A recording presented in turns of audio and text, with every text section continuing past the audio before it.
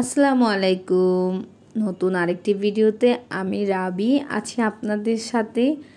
যেখান থেকে আমার এই ভিডিওটি দেখছেন, আশা করছি আপনারা সবাই সুস্থ আছেন আর আমরাও আলহামদুলিল্লাহ ভালো আছি। তাই তো চলে আসলাম আপনাদের সাথে আবারও গল্প করতে। তবে আপনাদের হয়তো আমার সাথে গল্প করতে ভালো লাগে না, বাট আমার কিন্তু আপনাদের সাথে গল্প করতে অনেক ভালো লাগে। তো তাই তো চলে আসি। আর যতদিন পর্যন্ত আপনাদের এই গল্প করতে ভালো না লাগবে, ততদিন আমার গল্প চলতেই থাকবে। আশা করছি আপনাদেরও আমার গল্প ভালো লাগবে। গতকালকে অনেকগুলো বাজার করা হয়েছিল, মাসিক বাজারই বলা যায়। আসলে আমার মাসিক বাজারটা এমন হয় না যে মাসের শুরুতেই করা হয়। দেখা যায় যখন সব শেষ হয়ে গেল তখন সব কিছু মিলিয়ে একটা বাজার করে ফেলি। কারণ আমরা যেহেতু 4 জন মানুষ, তো সব সময় যে একদম মাস অনুযায়ী শেষ হয় এরকমটা হয় না। তো কখনো আগে কখনো পরে এভাবেই শেষ হয়। তো গতকালকে যেহেতু অনেক টায়ার্ড ছিলাম এগুলা কেনাকাটা করে, তো তখন আর গুছাই নেই। তো ভাবলাম যে আজকেই গুছাই। তো নাস্তার পর্বটা শেষ করেই ক্যামেরাটা অন করে শুরু হয়ে গেলাম বাজার গুছাতে। ভাবলাম আপনাদের সাথেও গল্প করি আর বাজার গুছাই। তো এইখানে হচ্ছে অনেকগুলা জিনিস কিনেছি সংসারে যা যা লাগে, যেমন চাল ডাল থেকে শুরু করে বাচ্চাদের খাবারগুলাও ছিল, ওদের যা যা লাগবে, যেমন আদিয়ানের টিফিনের কিছু খাবার ছিল, আনাইজার ছিল। তো সব মিলিয়ে হচ্ছে অনেক কিছু কেনাকাটা হয়েছে। আর এই যে মরিচটা হাতে নিলাম, এটা হয়তো মেবি ইন্ডিয়ান মরিচ, এটা নাকি অনেক ফ্লেভার। তো উনি বলল যখন ডাল বাগার দিবেন বা কিছু, অনেক সুন্দর ঘ্রাণ আসে। তো এই জন্য আমি ওই মরিচটাও কিনে ফেলেছিলাম। আর এখানে আমি কিছু গুছিয়ে রাখছিলাম যে আইটেমগুলোর মধ্যে পিঁপড়া ওঠে না। তো এগুলো হচ্ছে এই বক্সটার ভিতরে রেখে দেন হচ্ছে ক্যাবিনেটের ভিতরে রেখে দিব। আর বাকিগুলো তো বয়ামে ভরেই রাখবো, কারণ যেহেতু অনেক কিছু আছে যেগুলোর মধ্যে আবার পিঁপড়া উঠে যায়। যেহেতু নতুন বাসা, অনেক কিছুই মেনটেন করছি যাতে সুন্দর মতো সব কিছু থাকে, পিঁপড়া বা তেলাপোকা না আসে। সব কিছু তাই ঝকঝকে পরিষ্কার করে রাখার চেষ্টা করি। এরপর ভাবলাম যে অনেকটা সময় হয়ে গিয়েছে, তো আগে দুপুরের খাবারটা করে নিই, দেন আবার বাকিগুলা গুছাবো। তো এখানে আমি আসলে ডাল রান্না করব। আমি অনেক এক্সাইটেড ওই মরিচটার জন্য। তো আমার হাজব্যান্ড আগেই বলে গিয়েছিল যে ডাল দিয়ে পুঁইশাক রান্না করতে। তো আমি এই পুঁইশাকটুক ডিপে রেখে দিয়েছিলাম, ধুয়ে টুয়ে পরিষ্কার করে জাস্ট ওখান থেকে নামিয়ে দেন এখন ডালে দিয়ে দিলাম। আর এখানে হচ্ছে মাছের ডিম ভাজি করছিলাম।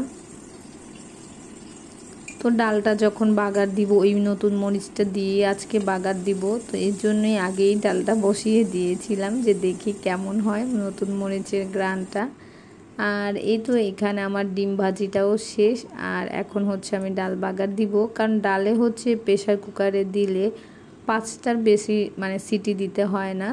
একদম 5টা দিলে কি একবার আর গুটাও দেওয়া লাগে না, এত সুন্দর হয়ে যায় ডালটা। আর এই 5টা সিটি আসতে প্রায় 10 থেকে 15 মিনিট লাগে ডাল রান্না করতে। তো প্রেশার কুকারে ডাল রান্না করতে আমার খুব ভালো লাগে, কারণ গ্যাসটাও সেভ হয় আর ডালটাও খুব তাড়াতাড়ি হয়ে যায় আর খুবই মজা হয়। আর এই তো আমি বাগার দিয়ে দিয়েছিলাম নতুন মরিচটা দিয়ে। তা খারাপ লাগেনি, ভালো লেগেছে। বাট ওরা যেভাবে বলেছিল যে অনেক ঘ্রাণ আসে, ওই রকম তেমন একটা কিছু লাগেনি, বাট ভালোই লেগেছে, একটু অন্যরকম ছিল। আর এখানে হচ্ছে আলু টমেটো এগুলো দিয়ে ঝোল দিয়ে একটা বেগুন দিয়ে তরকারি করে ফেলেছি। তারপর চলে আসলাম আবার গুছানোর পর্বে। তো যেহেতু আমার বাসাটা নতুন, আমি বলেছিলাম আপনাদেরকে, তো অনেক জায়গায় আছে এখনও গুছানো হয়নি। যেমন এই ক্যাবিনেটটা কিছুই গুছানো হয় নাই। এই ক্যাবিনেটটা ওনারা আসলে পাল্লা দিয়ে বানিয়ে দিয়েছিল, কোনো ড্রয়ার ছিল না। এটা যেমন আমি আমার বুদ্ধিতে করে নিয়েছি, আমার অনেকগুলা বোর্ড এগুলা বেঁচে গিয়েছিল। তো আমি ওনাকে বলেছিলাম যে বানিয়েছে যে আপনি একটু কষ্ট করে আমাকে এরকম করে দেন। তো আমি ওনাকে বুঝিয়ে দেওয়ার পর উনি বলেছে হ্যাঁ করে দিতে পারবো, কোনো সমস্যা নেই। তো দেন আমি হচ্ছে এখানে ড্রয়ার করে নিয়েছি। তো এইগুলাও এতদিন গুছাগাছি হয়নি, মুছা হয়নি।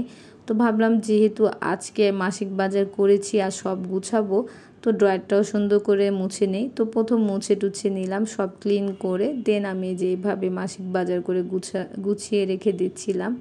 কারণ দেখা যায় যে অনেক সময় আমার হাজব্যান্ডও আদিয়ান বা আনাইজার জন্য জিনিসপত্র বানায়, তখন হচ্ছে ওরও যাতে হাতের কাছে পেতে সুবিধা হয় আর আমারও। আর এই নিচের ড্রয়ারে রাখছিলাম হচ্ছে এইগুলা হুইল পাউডার, মানে যা যা হচ্ছে এক্সেসরিজ লাগে ওয়াশরুমের জন্য, তো এগুলা রেখে নিচ্ছিলাম। তো আরও কিছু বাজার আছে, তো ওগুলো আমি এখন গুছাবো। তো দেখেন সুন্দর হয়েছে না আমার এই বানানোটা, কেমন হয়েছে অবশ্যই বলবেন। আমার নিজের বুদ্ধিতে বানিয়েছিলাম। প্রথম ভেবেছিলাম যে ওইখানে আলু পেঁয়াজ এগুলো রাখবো, পরে ভাবলাম যে না, এটা তো একটা মানে পরিষ্কারের জায়গা, যেমন ধুলোবালি পড়ে না, তো এই খাবারের আইটেমগুলাই রাখি। আর আলু পেঁয়াজের উপর কিন্তু ধুলোবালি পড়লেও সমস্যা নাই, কারণ ওগুলো আমরা মানে কাটার আগে বা রান্না করার আগে আবার ধুয়েও নিই। এই যে দেন আমি হচ্ছে একটা একটা করে আমার এই বয়ামগুলোতে রিফিল করে নিচ্ছিলাম।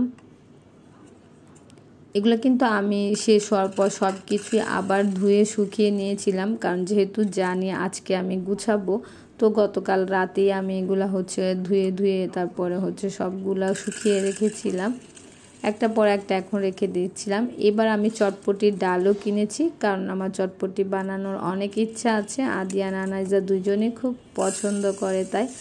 আর এই যে আমি একটা গ্রিন কালারের ডাল কিনে নিয়েছিলাম, আসলে এই ডালটার নাম না আমার মনে থাকে না, তো নেক্সট টাইম অবশ্যই মনে রেখে দেন আপনাদেরকে বলবো। এই ডালটা নাকি শরীরের জন্য খুবই ভালো।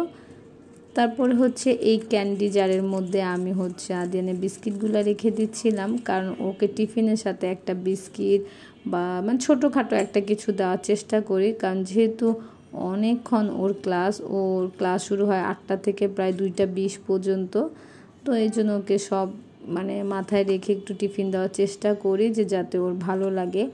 আর এখানে মশলার বয়ম যেগুলো রিফিল করেছিলাম সবগুলা গুছিয়ে নিলাম ঠিকঠাক মতো। আর এখানে হচ্ছে ক্যান্ডি জারটা রেখে দিলাম যেখানে ছিল। এখন হচ্ছে লবণ রাখবো, কারণ লবণও শেষ হয়ে গিয়েছিল।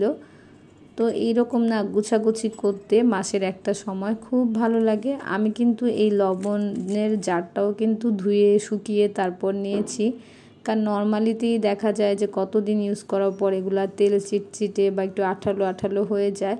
তো এরকম ধুয়ে রাখলে না খুব পরিষ্কার থাকে, তো মাসে মানে একটা কষ্টও হয় না সবগুলো একসাথে ধুইতে বা এরকম। যখন দেখি যে নষ্ট হয়ে গিয়েছে তখন একটু একটু করে ধুয়ে ফেলি, যেমন এই তেলের জারটাও আমি ধুয়ে নিয়েছিলাম। এখন হচ্ছে তেল রিফিল করব। তো আমি কিন্তু তেলের কি একটা থাকে না, তেল ঢালে, তো ওটা ছাড়া খুব সুন্দর করে তেল ঢালতে পারি, আমার একটুও পড়ে না। তো এই যে ঢেলে নিলাম তেলগুলাও। তো এরকম আসলে গুছিয়ে সংসার করতেও না খুব ভালো লাগে, সংসারের প্রতি একটা মায়া জন্মে যায়, যেমনটা আমার হয়েছে। তো আমি কিন্তু এখন খুবই গুছিয়ে কাজ করি, আর যেহেতু নতুন সংসার একটু একটু করে গুছাচ্ছি আর আপনাদের সাথে সব শেয়ার করছি। এখন আমি হচ্ছে ডিশ ওয়াশটা রিফিল করে নিচ্ছি।